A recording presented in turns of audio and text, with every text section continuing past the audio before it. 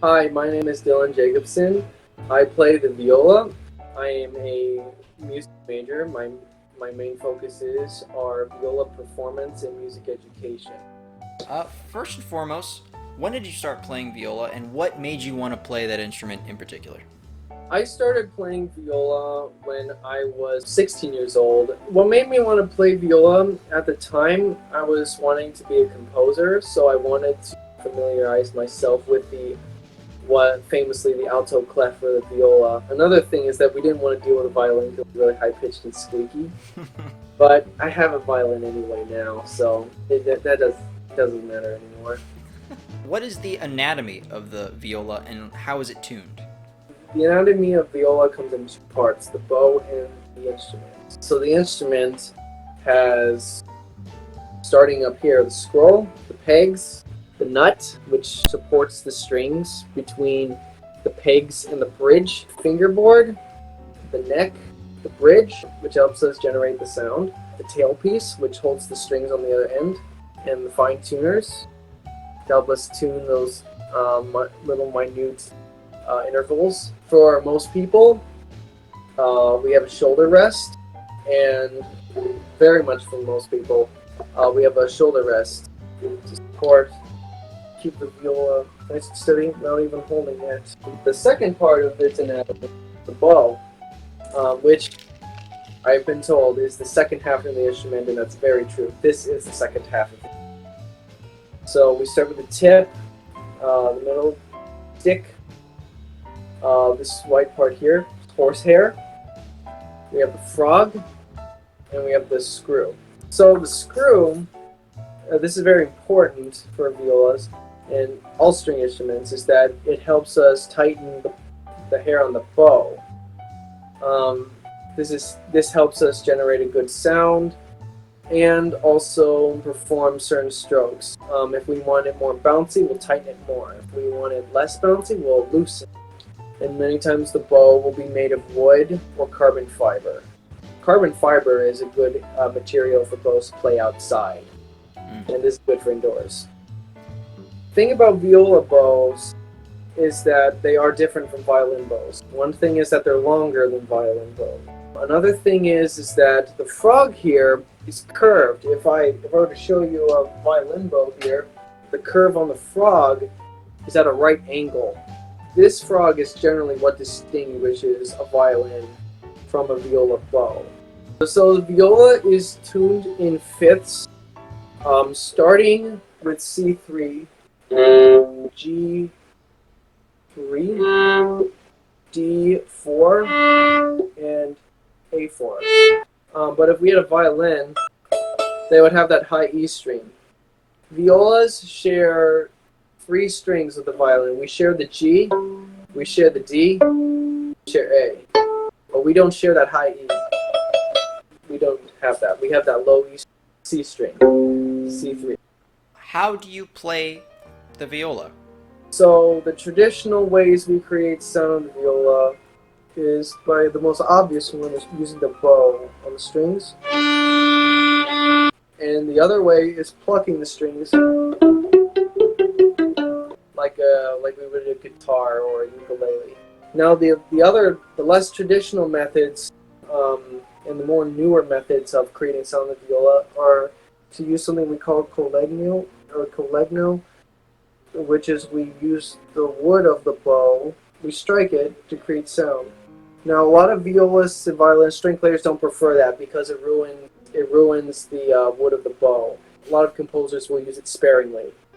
And then there's a last way we create sound, and this is a little more new, more contemporary, is that we knock on the wood of the instrument. It could be in different places, but knocking on the wood of the instrument is now a valid way to make sound on the viola or any instrument. Nice. When reading and writing for viola, and any stringed instrument in particular, are there any kind of unique symbols or other notational marks associated with it that one must be aware of? And I think the most obvious one, the elephant in the room, is alto clef. Talk about Yeah. the alto clef. Why does the viola have to use such a weird clef? The thing about the viola is what distinguishes it from every other stringed instrument in the orchestra and every other instrument in the orchestra, for that matter. It doesn't matter if it's woodwinds, brass. By and large, we are the only instrument in the orchestra that, as a standard, uses the alto clef. We do this because it's easier for the viola's range.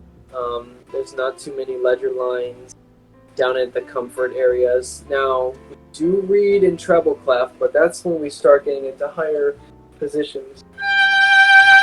And so most of the notes that you're playing, like in your lower positions, are right there for alto clef. Oh yeah, oh yeah. You can. Oh yeah, that's what makes reading in alto clef for viola easier. Other symbols we use in strings, obviously, are to help us direction with bows. A V-shaped kind of notation will indicate an up bow. Now a square like N would indicate a down bow. For us, for string players, we have something called pizzicato.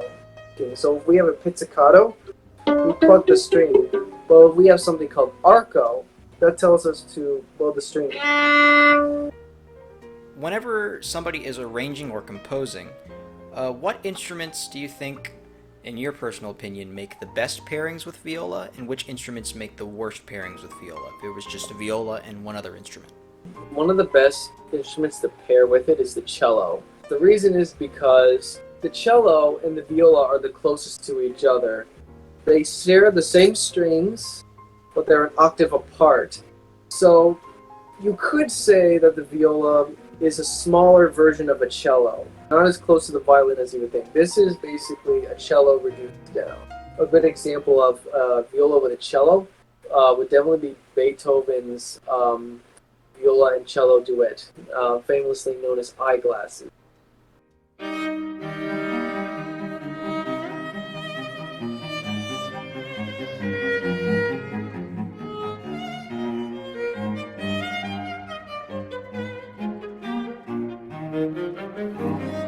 Another instrument that would make a good pairing would definitely be the clarinet. The clarinet and the viola's timbre mix very well together. A good example of that would be Bruch's viola and clarinet concerto in E minor. It's very beautiful, and when you hear these two instruments in harmony, there's nothing like it.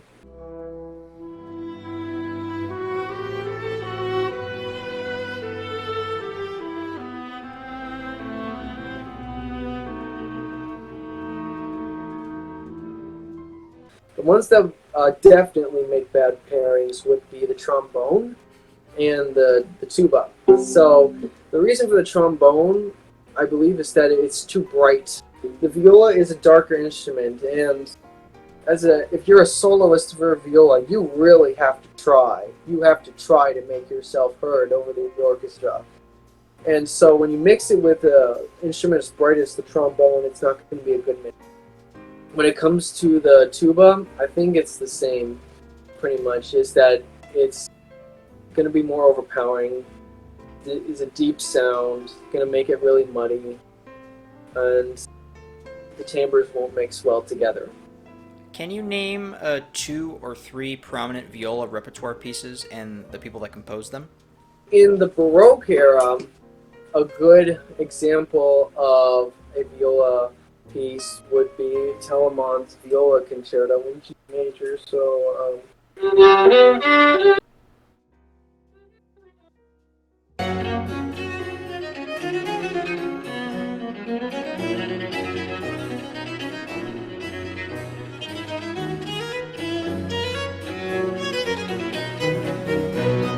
when we go to classical era, a good example would be Stammett's Viola Concerto in D major. He wrote one for B flat major, but the D major one is more commonly known.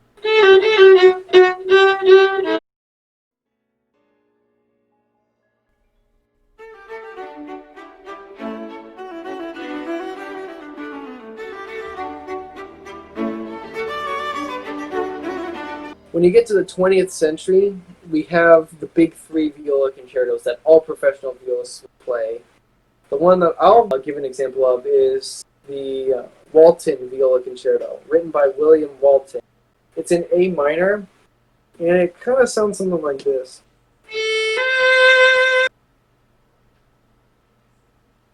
Telemann, Stamitz, and Walton. Very, very famous viola pieces for their repertoire.